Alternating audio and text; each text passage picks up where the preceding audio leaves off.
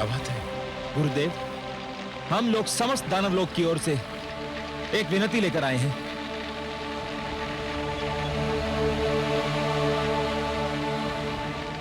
क्या विनती लेकर आए हो तुम?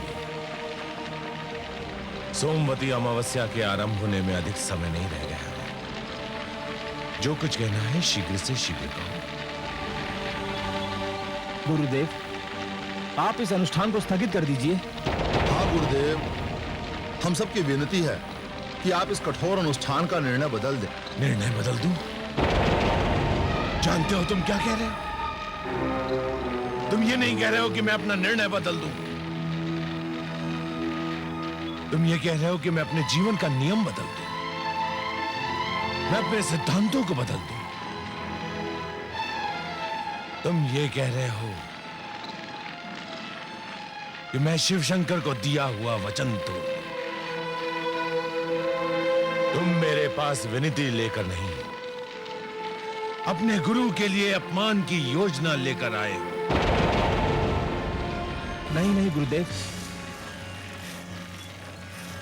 ऐसा मत कहिए। आप तो भगवान हैं। आप हमारे लिए भगवान से भी श्रेष्ठ हैं। आपके अपमान की बात तो हम सोच भी नहीं सकते। गुरुदेव, हम तो आपके चरणों के दास हैं। हम आपका अनादर कैसे कर सकते हैं? परंतु जब से आपके इस भयंकर अनुष्ठान के विषय में सुना है, हमारा रोम रोम कांप रहा है गुरुदेव। मैं संजीवनी मंत्र की प्राप्ति के लिए कुछ भी कर सकता हूं, किसी भी अनुष्ठान को झेल सकता हूं। हमें वो शक्ति नहीं चाहिए गुरुदेव, जिस शक्ति के कारण आपको अपने प्राण दांव पे लगाने पड़े। और मुझे वो प्राण नहीं चाहिए जो मेरे सम्मान का मूल्य हो, जिसके लिए मुझे सम्मान का त्याग करना पड़े।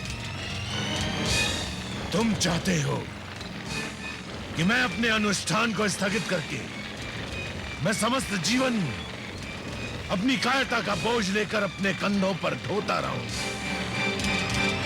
तुम चाहते हो कि मैं जीवित रहूं, देवराज की वो हंसी सुनने के लिए जिसमें मेरे प्रति दया, करुणा और व्यंग के अतिरिक्त और कुछ ना होगा। नहीं शिष्य, नहीं, ये नहीं हो सकता, कदापि नहीं हो सकता। परंतु गुरुदेव, अब कोई कुछ नहीं कहेगा। ये तुम्हारे गुरु की आज्ञा है। तुमने अपना शिष्य धर्म निभाया, अब मुझे अपना गुरु धर्म निभाने दो। तुम सब इतना ध्यान रखोगे कि मेरे अनुष्ठान में कोई विघ्न न आने पाए। आप निश्चिंत रहिए गुरुदेव, आश्रम के चारों ओर कड़े पहरे का प्रबंध कर दिया गया है। और इस स्थान पर तो मैं स्वयं और महाराज काल केतु पारी बदल बदल कर पहरा देंगे।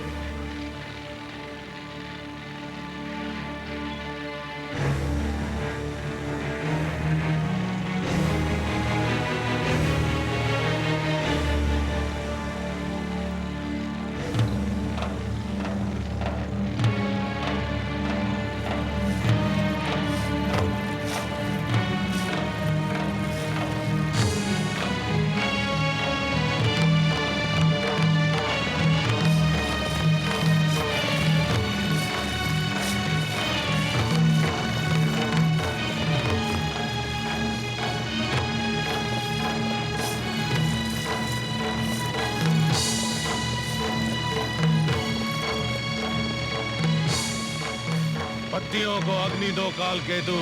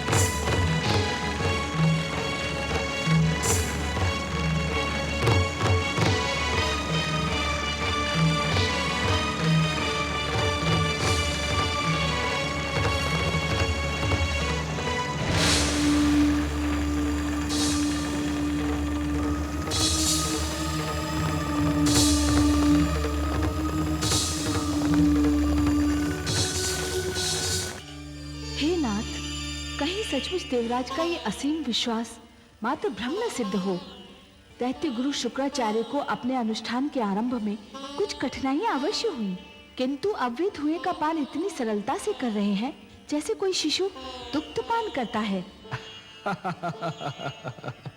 ये संकल्प की शक्ति है महादेवी।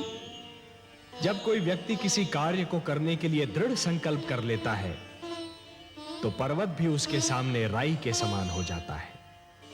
फिर कोई भी बाधा उसका मार्ग नहीं रोक सकती।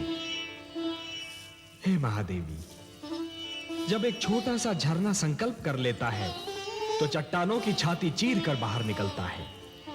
जब एक नन्हा सा बीज उगने का संकल्प करता है तो पथरीली धरती से बाहर फूट कर निकलता है।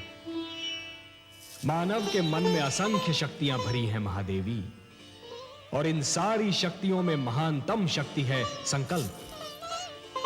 संकल्प असंभव को भी संभव बना सकता है। इसका अर्थ तो ये हुआ कि देवलोक पर कोई महान संकट आने वाला है। निस्संदेह देवराज इंद्र के लिए समस्या अब और गंभीर हो सकती है महादेवी। दैत्य गुरु शुक्राचार्य का अभियान यदि सफल हो गया तो ऐसी घटनाएं घटित होंगी जिनसे सारी सृष्टि संकट में पड़ जाएगी। तीनों से बच कर रहे शत्रु रोग अंगार, क्या जाने ये किस घड़ी ले ले क्या आकार, कर ले यदि संकल्प तो दुर्बल भी बलवान।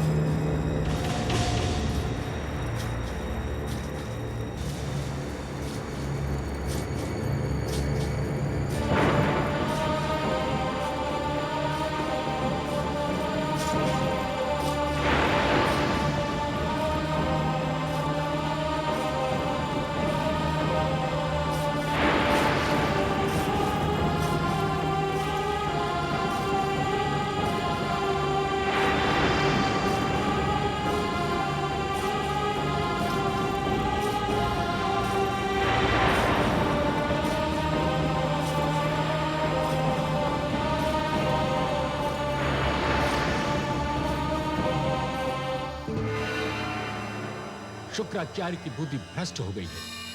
भला ऐसा अनुष्ठान किसी मानव के लिए संभव है? देवराज, अच्छा हुआ आप पीछे हट गए। ये अनुष्ठान तो प्राणदान का दूसरा नाम है। 1 वर्ष का अभियान है देवराज। यदि 1 सप्ताह भी पूरा हो जाए तो समझे चमत्कार हो जाएगा।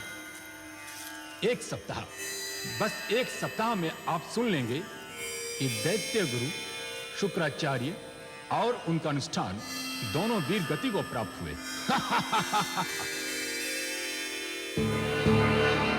नारायण नारायण।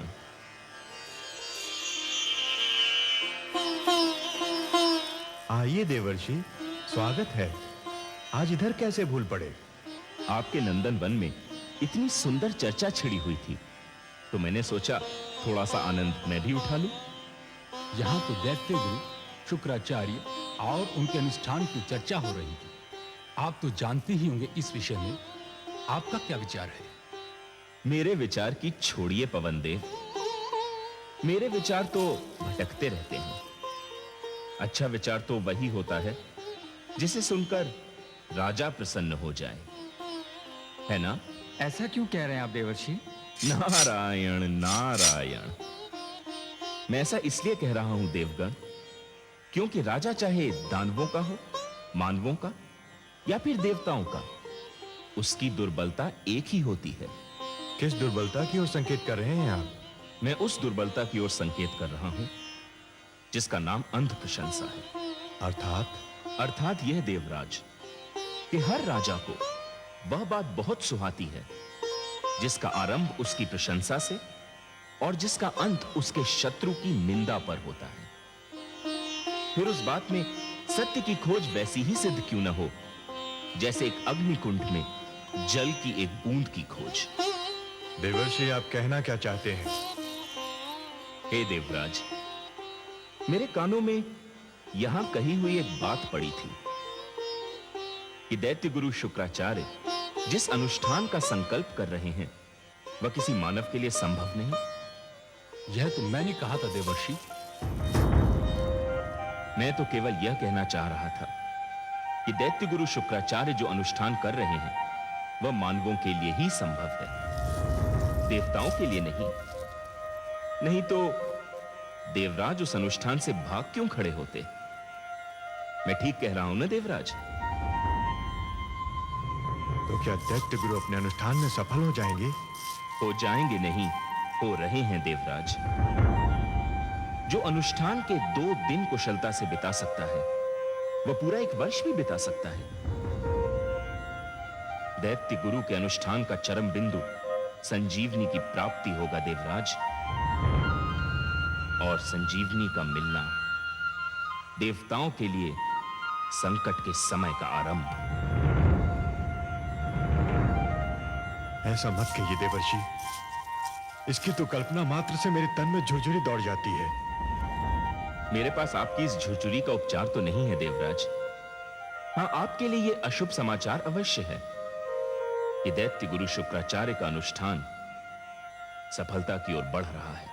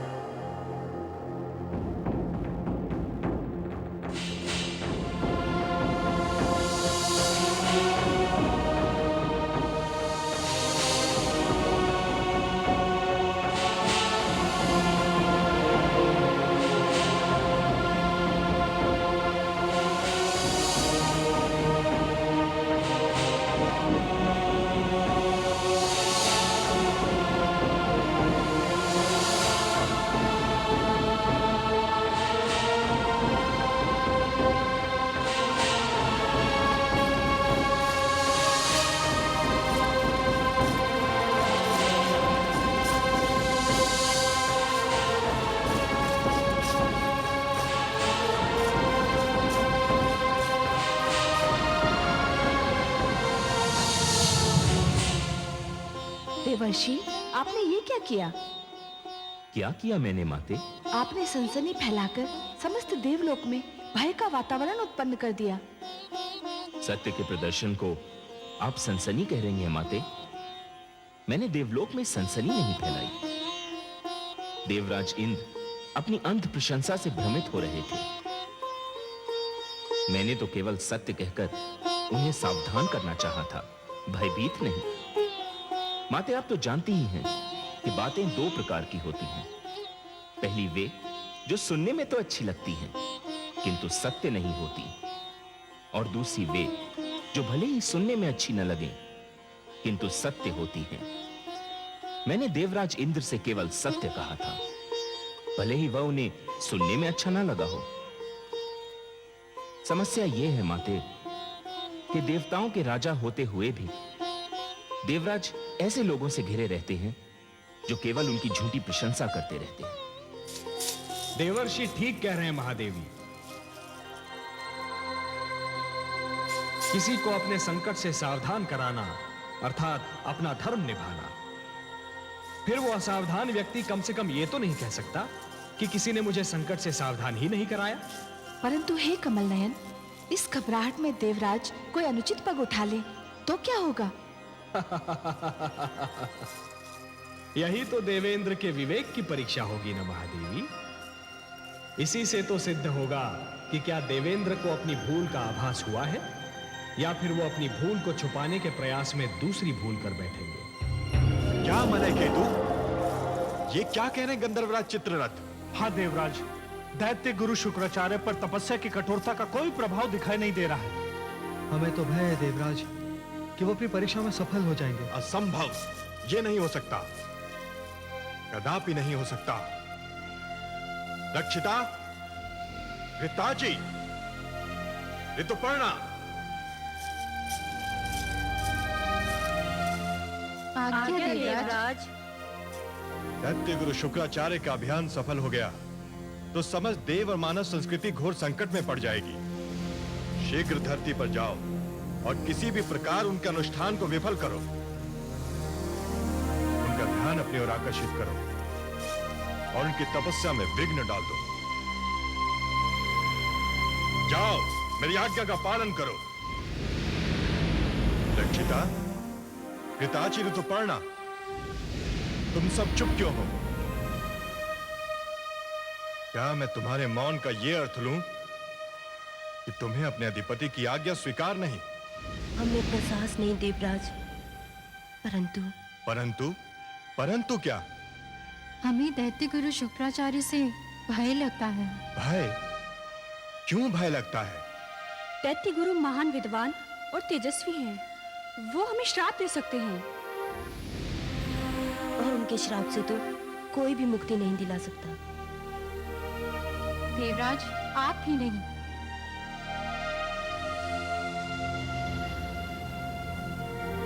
ये सत्य है, परंतु फिर होगा क्या? क्या हम कुछ भी न कर पाएंगे? क्या हम चुपचाप बैठे शुक्राचार्य के अभियान को सफल होता देख के रह जाएंगे? ये तो महान संकट की घोषणा के समान है। शुक्राचार्य का अनुष्ठान रोकना नितांत आवश्यक है, परंतु कौन करेगा ये कठिन कार्य? कौन रोकेगा ये अभियान? मैं करूंगी पिताश्री, मैं रोकूंगी दैत्य गुरु शुक्राचार्य का अभियान। जयंती, मेरी पुत्री, तुम? हाँ पिताश्री, मैं धरती पर जाऊंगी और शुक्राचार्य का अनुष्ठान विफल कर दूंगी। तुम जाओगी? नहीं, ये कदापि नहीं हो सकता। मैं तुम्हें जाने की अनुमति नहीं दे सकता। क्यों पिताश्री, क्यों नहीं दे सकते? इसलिए कि तुम मेरी पुत्री हो। और ये अप्सराएं, ये कुछ भी नहीं लगती आपकी, जो सदैव आपके संकेत पर कठपुतलियों की भांति नाचती रही हैं, जो देवलोक के हित के लिए, आपके हित के लिए अपना मान सम्मान न्योछावर करती रही हैं। क्या ये आपकी पुत्रियों के समान नहीं है पिताश्री? क्या समस्त देवलोक आपका परिवार नहीं है? है, निसंदेह है, पर इनमें और तुम में एक अंतर है। क्या अंतर है पिताश्री? इनका तो उद्देश्य यही है कि ये पुरुषों का ध्यान अपनी ओर आकृष्ट करें। नारी और पुरुष में एक दूसरे के प्रति स्वाभाविक आकर्षण होता है पिताश्री, परंतु ये आकर्षण एक दूसरे से प्रेम करने के लिए, एक दूसरे पर न्यौछावर होने के लिए बना है। नारी पुरुष की दुर्बलता नहीं, उसका बल होती है पिताश्री। नारी को मनोरंजन की सामग्री बनाना छोड़ दीजिए और ये मुझ पर छोड़ दीजिए कि मैं दैत्य गुरु शुक्राचार्य का अनुष्ठान कैसे रोकती हूँ। अब मुझे जाने की अनुमति दीजिए। नहीं पुत्री नहीं, तुम इन दैत्यों को नहीं जानती। ये वासना के पुतले सौंदर्य और यौवन के पीछे पागल हैं। भूखे भेड़ियों के समान होते हैं ये दानव। तुम्हें वहां जाने की अनुमति देना तुम्हें घोर विपत्ति में डालना होगा। परंतु गुरु शुक्राचार्य तो दैत्य नहीं है, वे दानवों के गुरु अवश्य हैं, स्वयं दानव तो नहीं। आप निश्चिंत रहिए पिताश्री, मुझे उनका कोई भय नहीं। मैं किसी भी आपदा को झेल सकती हूँ।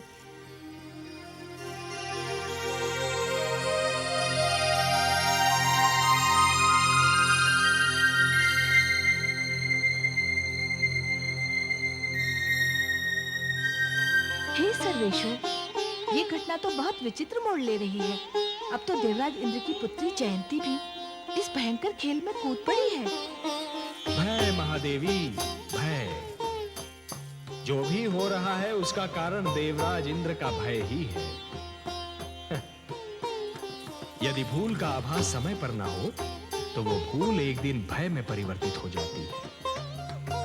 देवराज इंद्र को अब आभास हुआ है कि अपने अभिमान में उन्होंने दैत्य गुरु शुक्राचार्य की शक्ति का अनुमान नहीं लगाया था। अब उन्हें यह भय भी हो रहा है कि देवराज के हाथ से यह देवलोक की सत्ता छिन जाएगी। सत्ता छिन जाने का भय विवेक को नष्ट कर देता है। परंतु हे नारायण, जयंती को इस भयंकर खेल में कूदने की क्या आवश्यकता थी? इसका कारण भी भय है देवी। जयंती को यह भय है कि कहीं उसके पिता का सम्मान नष्ट न हो जाए। यद्यपि परिवार के सम्मान के लिए परिवार की यह एकता सराहनीय है, परंतु शुक्राचार्य के अनुष्ठान को भंग करने का निर्णय कदापि सराहनीय नहीं है। यह एक अनुचित कार्य होगा देवी। जिस प्रकार एक शिशु को जब अंगारे की चमक आकर्षित करती है, तब उसे यह ज्ञान नहीं होता कि अंगारा छू लेने से उसका हाथ भी जल सकता है, उसी प्रकार जयंती को भी आज यह ज्ञान नहीं है कि जिस अग्नि से वो खेलने जा रही है, उसकी लपटें उसकी अंतरात्मा को भी छू सकती है। तो क्या जयंती इस खेल में हार सकती है देवेश्वर? हार और जीत में अंतर करना कभी-कभी कठिन हो जाता है महादेवी।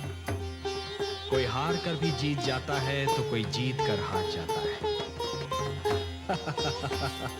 आप तो बस देखती जाइए कि जयंती अब क्या करती है और कैसे करती है।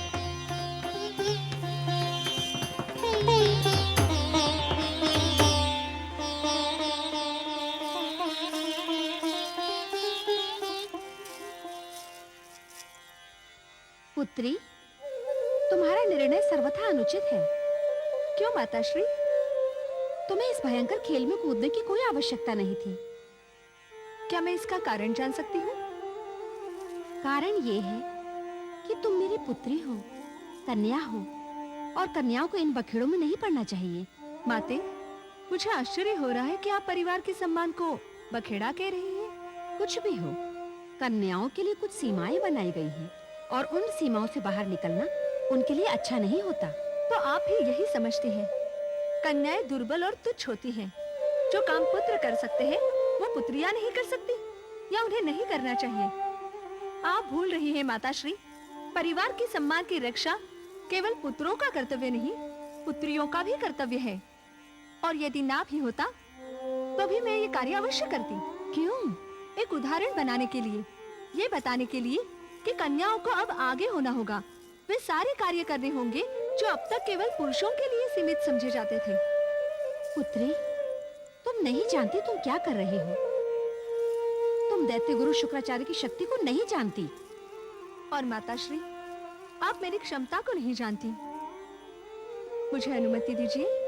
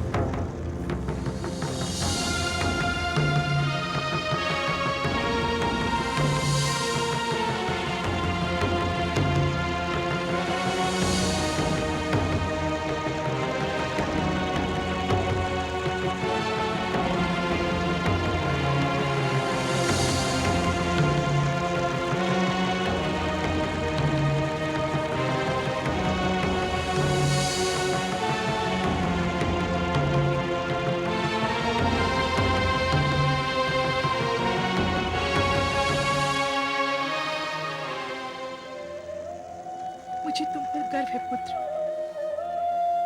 जो कार्य तुम कर रहे हो वो तुम्हारा नाम संसार में अमर कर देगा। धन्य हो तुम पुत्र।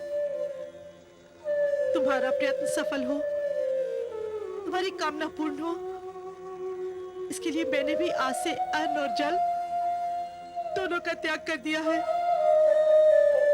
जब तक तुम्हारा अनुष्ठान पूरा नहीं होगा तब तक ना कुछ खाऊंगी और ना कुछ पीऊंगी। मेरा आशीर्वाद सदैव तुम्हारे साथ है, वो सदैव तुम्हें बल प्रदान करेगा।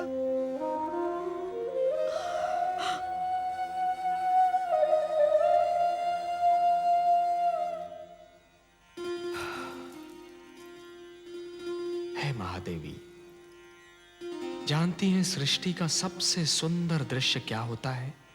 हाँ कमल नयन, वो दृश्य जिसे देखकर आपका मुख पुष्प की भांति खिल उठता है, वही दृश्य जो हमने अभी देखा। आपने ठीक कहा महादेवी, आपने मेरे मन की बात कह दी। जब मां अपने पुत्र का दुख बांटने का प्रयास करती है तो मुझे लगता है कि सृष्टि का निर्माण निरर्थक नहीं था। लगता है जैसे सृष्टि के निर्माण का उद्देश्य पूरा हो गया हो। हे कमल नयन, माता और संतान का संबंध सृष्टि का सबसे सुंदर और सबसे शक्तिशाली संबंध है। इतना शक्तिशाली संबंध तो पिता और पुत्र का भी नहीं होता। पुत्र पिता का अंश अवश्य होता है, किंतु माता का तो पुत्र विस्तार होता है। इसीलिए तो माता अपने पुत्र का दुख देख नहीं पाती। पुत्र का दुख, पुत्र का कष्ट माता के लिए स्वयं उसी का दुख, उसी का कष्ट बन जाता है। हाँ महादेवी, आपने माता और पुत्र के संबंध को एक सुंदर परिभाषा दे दी। सत्य कहा आपने, माता अपने पुत्र के कष्ट को अपना ही कष्ट समझती है। जिस प्रकार घटा धरती पर बरसने के लिए व्याकुल रहती है, जिस प्रकार एक पुष्प वातावरण में अपनी सुगंध फैलाने के लिए व्याकुल रहता है, उसी प्रकार एक माता भी अपने पुत्र पर हृदय का सारा प्रेम लुटाने के लिए व्याकुल रहती है। ममता इस सृष्टि की सुंदर भावना है। धन्य है ये माता। मैं ऐसी माताओं को प्रणाम करता हूं।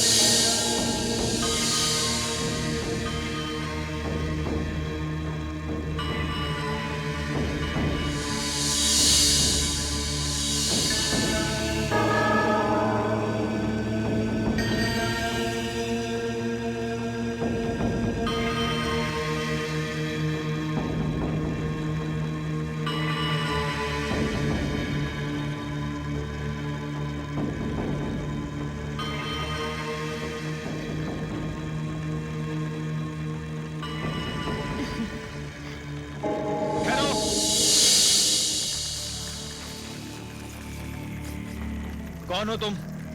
मैं गुरु शुक्राचार्य की शिष्या हूँ श्रीमान। हिमालय पर तपस्या करती हूँ।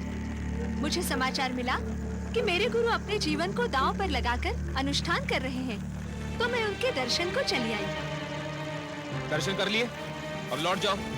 हाँ दैत्यराज, गुरु के दर्शन से तो मैं धन्य हो गई, परंतु अब क्या चाहती हो तुम? गुरुदेव अनुष्ठान में भाग लेने के उद्देश्य से मैं थोड़ा सा चंदन साथ लाई थी। आप अनुमति दे दे तो इसे अग्नि में डाल दूं?